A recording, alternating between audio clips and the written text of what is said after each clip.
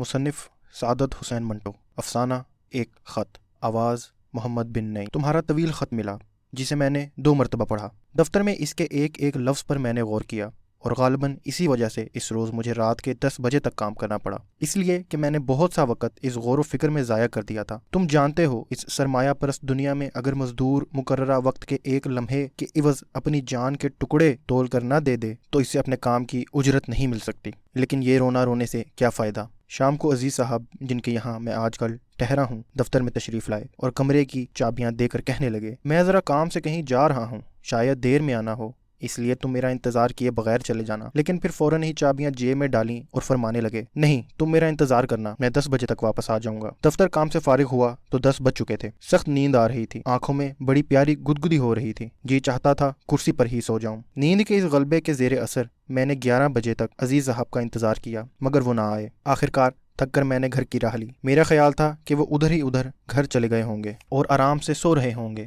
آہستہ آہستہ نصف میل کا فاصلہ طے کرنے کے بعد میں تیسری منزل پر چڑھا اور جب اندھیرے میں دروازے کی کنڈی کی طرف ہاتھ بڑھایا تو آہنی تالے کی ٹھنڈک نے مجھے بتایا کہ عزیز صاحب ابھی تشریف نہیں لائے. سیڑھیاں چڑھتے وقت میرے تھکے ہوئے اعضاء سکون بخش نیند کی قربت محسوس کر کے اور بھی ڈھیلے ہو گئے، اور جب مجھے نا امیدی کا سامنا کرنا پڑا تو اور مزمحل ہو گئے. دیر تک چوبھی سیڑھی کے ایک زینے پر سر زانوں میں دبائے عزیز صاحب کا انتظار کرتا رہا، مگر وہ نہ آئے. آخرکار تھک ہار کر میں اٹھا اور 3 منزلیں اتر کر نیچے بازار میں آیا اور ایسے ہی ٹہلنا شروع کر دیا. ٹہلتے ٹہلتے پل پر جا نکلا جس کے نیچے سے ریل گاڑی گزرتی تھی. اس پل کے پاس ہی ایک بڑا چوک تھا. یہاں تقریباً آدھے گھنٹے تک میں بجلی کے ایک کھمبے کے ساتھ لگ کر کھڑا رہا اور اپنے سامنے نیم و روشن بازار کو اس امید پر دیکھتا رہا کہ عزیز صاحب گھر کی جانب لوٹتے نظر آ جائیں گے. آدھے گھنٹے کے اس انتظار کے بعد میں نے دفعتاً سر اٹھا کر کھمبے کے اوپر دیکھا. بجلی کا کمکما میری ہنسی اڑا رہا تھا، جانے کیوں. تھکاوٹ اور نیند کی شدید غلبے کے باعث میری کمر ٹوٹ رہی تھی اور میں چاہتا تھا کہ تھوڑی دیر کے لیے بیٹھ جاؤں. بند دکانوں کے تھڑے مجھے نشست پیش کر رہے تھے، مگر میں نے ان کی دعوت قبول نہ کی. چلتا چلتا پل کے سنگین مڈیر پر چڑھ کر بیٹھ گیا. کشادہ بازار بالکل خاموش تھا. آمد و رفت قریب بند تھی، البتہ کبھی کبھی دور سے موٹر کے ہارن کی رونی آواز خاموش فضا میں لرزش پیدا کرتی ہوئی اوپر کی طرف اڑ جاتی تھی. میرے سامنے سڑک کے 2 رویہ بجلی کے بلند کھمبے دور تک پھیلے چلے گئے تھے جو نیند اور اس کے احساس سے عاری معلوم ہوتے تھے. ان کو دیکھ کر مجھے روس کے مشہور شاعر میاتلف کی نظم کے چند شعار یاد آ گئے. یہ نظم چراغ ہائے سرے راہ سے معنون کی گئی ہے. میاتلف سڑک کے کنارے جھلملاتی روشنیوں کو دیکھ کر کہتا ہے، یہ ننھے چراغ، یہ ننھے سردار صرف اپنے لیے چمکتے ہیں، جو کچھ یہ دیکھتے ہیں، جو کچھ یہ سنتے ہیں، کسی کو نہیں بتاتے. روسی شاعر نے کچھ درست ہی کہا ہے. میرے پاس ہی 1 گز کے فاصلے پر بجلی کا کھمبا گڑا تھا اور اس کے اوپر بجلی کا ایک شوخ چشم کمکما نیچے جھکا ہوا تھا. اس کی آنکھیں روشن تھیں، مگر وہ میرے سینے کے تلاطم سے بے خبر تھا. اسے کیا معلوم مجھ پر کیا بیت رہی تھی. سگریٹ سلگانے کے لیے میں نے جیب میں ہاتھ ڈالا تو تمہارے وزنی لفافے پر پڑا. ذہن میں تمہارا خط پہلے ہی سے موجود تھا، چنانچہ میں نے لفافہ کھول کر بسنتی رنگ کے کاغذ نکال کر انہیں پڑھنا شروع کیا. تم لکھتے ہو، کبھی تم شیطان بن جاتے ہو اور کبھی فرشتہ نظر آنے لگتے ہو. یہاں بھی 2-3 حضرات نے میرے متعلق یہی رائے قائم کی ہے اور مجھے یقین سا ہو گیا ہے کہ میں واقعی 2 سیرتوں کا مالک ہوں. اس پر میں نے اچھی طرح غور کیا ہے اور جو نتیجہ اخذ کیا ہے وہ کچھ اس طرح بیان کیا جا سکتا ہے. بچپن اور لڑکپن میں نے جو کچھ چاہا وہ پورا نہ ہونے دیا گیا. یوں کہو کہ میری خواہشات کچھ اس طرح پوری کی گئیں کہ ان کی تکمیل میرے آنسوؤں اور میری ہچکیوں سے لپٹی ہوئی تھی. میں شروع ہی سے جلد باز اور زود رنج رہا ہوں. اگر میرا جی کسی مٹھائی کھانے کو چاہا ہے اور یہ چاہ عین وقت پر پوری نہیں ہوئی تو بعد میں میرے لیے اس خاص مٹھائی میں کوئی لذت نہیں رہی. ان امور کی وجہ سے میں نے ہمیشہ اپنے حلق میں ایک تلخی سی محسوس کی ہے، اور اس تلخی کی شدت بڑھانے میں اس افسوسناک حقیقت کا ہاتھ ہے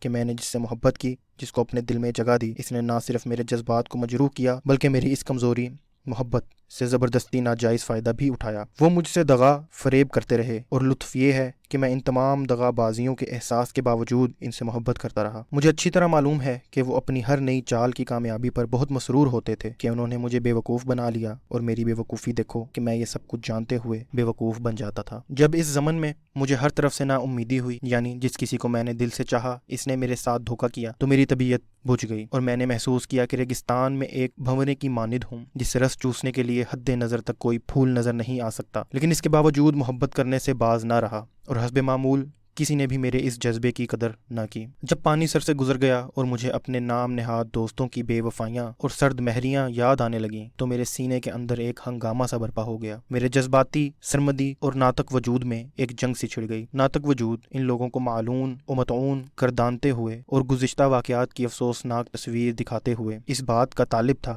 कि मैं आइंदा से अपना दिल पत्थर का बना लूं और मोहब्बत को हमेशा के लिए बाहर निकाल फेंकूं, लेकिन जज्बाती वजूद इन अफसोसनाक वाकयात को दूसरे रंग में पेश करते हुए मुझे फख्र करने पर मजबूर करता था कि मैंने जिंदगी का सही रास्ता इख्तियार किया है। इसकी नज़र में नाकामियां ही नाकामियां थीं। वो चाहता था कि मैं मोहब्बत किए जाऊं कि यही कायनात की वही रवां है। तहतुल शऊर वजूद इस झगड़े में बिल्कुल अलग थलग रहा। ऐसा मालूम होता था कि इस पर एक नहायत ही अजीबो गरीब नींद का गलबा तारी है। ये जंग खुदा जाने किस नामुबारक रोज शुरू हुई कि अब मेरी जिंदगी का एक जुज बन के रह गई है। दिन हो या रात, जब कभी मुझे फुर्सत के चंद लम्हात मुयस्सर आते हैं, मेरे सीने के चटियल मैदान पर मेरा नातक वजूद और जज्बाती वजूद हथियार बांध कर खड़े हो जाते हैं और लड़ना शुरू कर देते हैं। इन लम्हात में जब इन दोनों के दरमियान लड़ाई जोरों पर हो, अगर मेरे साथ कोई हम कलाम हो तो मेरा लहजा यकीनन कुछ और किस्म का होता है। मेरे हलक में एक नाकाबिले बयान तलखी घुल रही होती है, आंखें गर्म होती हैं और जिस्म का एक एक उज़्व बेकल होता है। मैं बहुत कोशिश किया करता हूँ कि अपने लहजे को दुरुस्त ना होने दूं और बाज़ औक़ात मैं इस कोशिश में कामयाब भी हो जाता हूँ, लेकिन अगर मेरे कानों को कोई नागवार चीज़ सुनाई दे या मैं कोई ऐसी चीज़ महसूस करूँ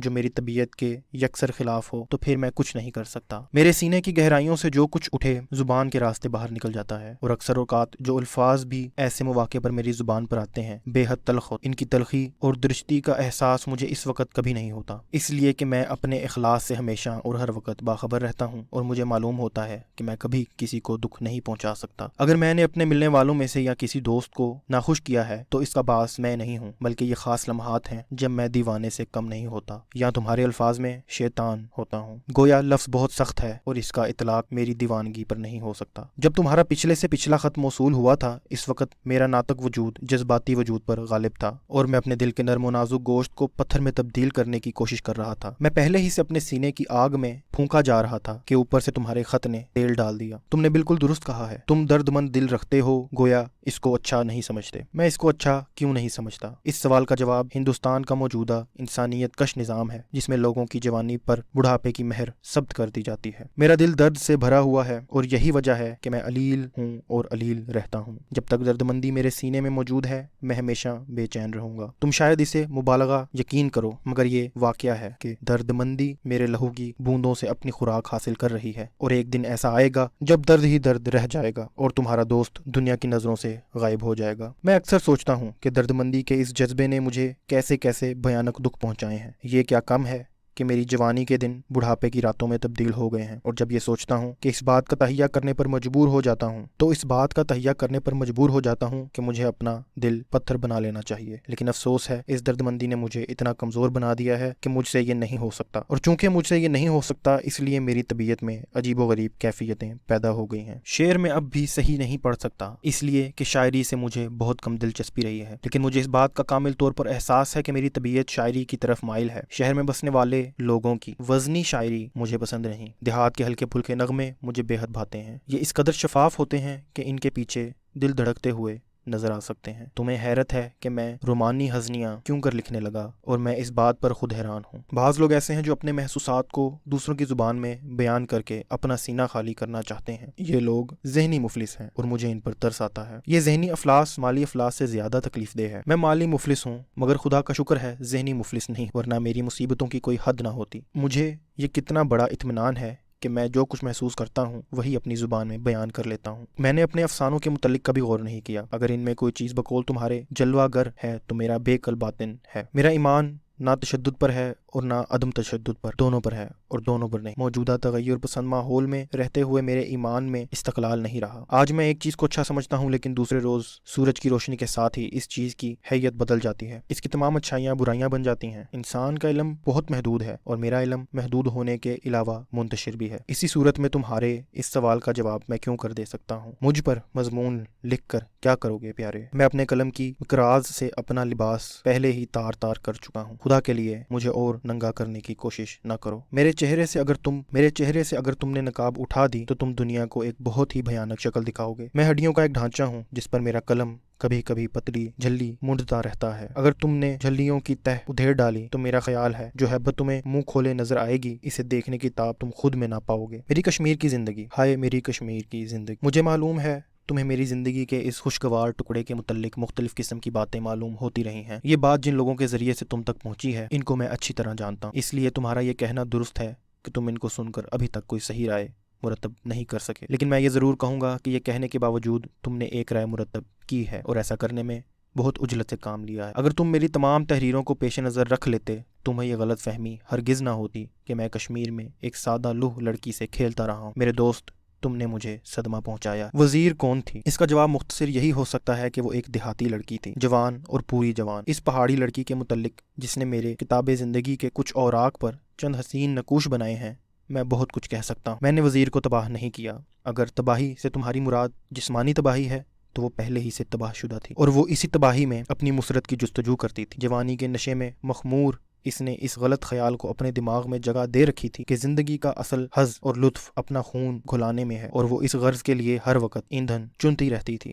یہ تباہ کن خیال اس کے دماغ میں کیسے پیدا ہوا، اس کے متعلق بہت کچھ کہا جا سکتا ہے۔ ہماری صنف میں ایسے افراد کی کمی نہیں جن کا کام صرف بھولی بھالی لڑکیوں سے کھیلنا ہوتا ہے۔ جہاں تک میرا اپنا خیال ہے، وزیر اس چیز کا شکار تھی جسے تہذیب و تمدن کا نام دیا جاتا ہے۔ ایک چھوٹا سا پہاڑی گاؤں ہے جو شہروں کے شور و شر سے بہت دور ہمالیہ کی گود میں آباد ہے، اور اب تہذیب و تمدن کی بدولت شہروں سے اس کا تعارف کرا دیا گیا ہے۔ دوسرے الفاظ میں، شہروں کی گندگی اس جگہ منتقل ہونا شروع ہو گئی ہے۔ خالی سلیٹ پر تم جو کچھ بھی لکھو گے نمایاں طور پر نظر آئے گا اور صاف پڑھا جائے گا۔ وزیر کا سینہ بالکل خالی تھا، دنیاوی خیالات سے پاک اور صاف، لیکن تہذیب کے کھردرے ہاتھوں نے اس پر نہایت بھدے نقش بنا دیے تھے جو مجھے اس کی غلط روش کا باعث نظر آتے تھے۔ وزیر کا مکان یا جھونپڑا سڑک کے اوپر پہاڑ کی ڈھلان میں واقع تھا، اور اس کی ماں کے کہنے پر ہر روز اس سے ذرا اوپر چیڑ کے درختوں کی چھاؤں میں زمین پر دری بچھا کر کچھ لکھا پڑھا کرتا تھا، اور عام طور پر وزیر میرے پاس ہی اپنی بھینسیں چرایا کرتی تھی۔ چونکہ ہوٹل سے ہر روز دری اٹھا کر لانا اور پھر اسے واپس لے جانا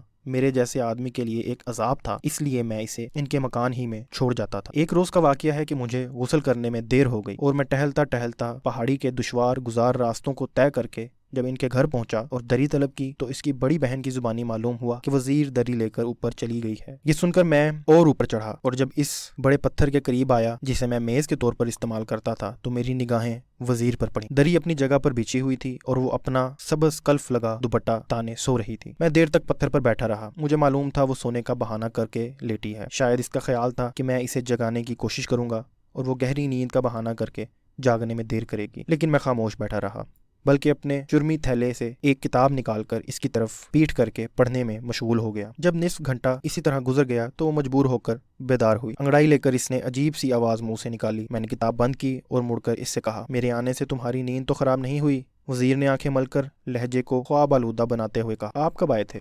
ابھی ابھی آ کر بیٹھا ہوں، سونا ہے تو سو جاؤ۔ نہیں، آج نگوڑی نیند کو جانے کیا ہو گیا، کمر سیدھی کرنے کے لیے یہاں زری کی زری لیٹی تھی کہ بس سو گئی۔ 2 گھنٹے سے کیا کم سوئی ہوں گی۔ اس کے گیلے ہونٹوں پر مسکراہٹ کھیل رہی تھی، اور وہ اس کی آنکھوں سے جو کچھ باہر جھانک رہا تھا اس کو میرا قلب بیان کرنے سے عاجز ہے۔ میرا خیال ہے اس وقت اس کے دل میں یہ احساس کروٹیں لے رہا تھا کہ اس کے سامنے ایک مرد بیٹھا ہے، اور وہ عورت ہے، جوان عورت، شباب کی امنگوں کا ابلتا ہوا چشمہ۔ تھوڑی دیر بعد وہ غیر معمولی باتونی بن گئی اور بہک سی گئی، مگر میں نے اس کی بھینس اور بچڑے کا ذکر چھیڑنے کے بعد ایک دلچسپ کہانی سنائی جس میں ایک بچڑے سے اس کی ماں کی الفت کا ذکر تھا۔ اس سے اس کی آنکھوں میں وہ شرارے سرد ہو گئے جو کچھ عرصہ پہلے لپک رہے تھے۔ میں زاہد نہیں اور نہ میں نے کبھی اس کا دعویٰ کیا ہے۔ گناہ و ثواب اور سزا و جزا کے متعلق میرے خیالات دوسروں سے جدا ہیں اور یقیناً تمہارے خیالات سے بھی بہت مختلف ہیں۔ میں اس وقت ان بحثوں میں نہیں پڑھنا چاہتا، اس لیے کہ اس کے لیے سکون قلب اور وقت درکار ہے۔ برسبیل تذکرہ ایک واقعہ بیان کرتا ہوں جس سے تم میرے خیالات کے متعلق کچھ اندازہ لگا سکو۔ باتوں باتوں میں ایک مرتبہ میں نے اپنے دوست سے کہا کہ حسن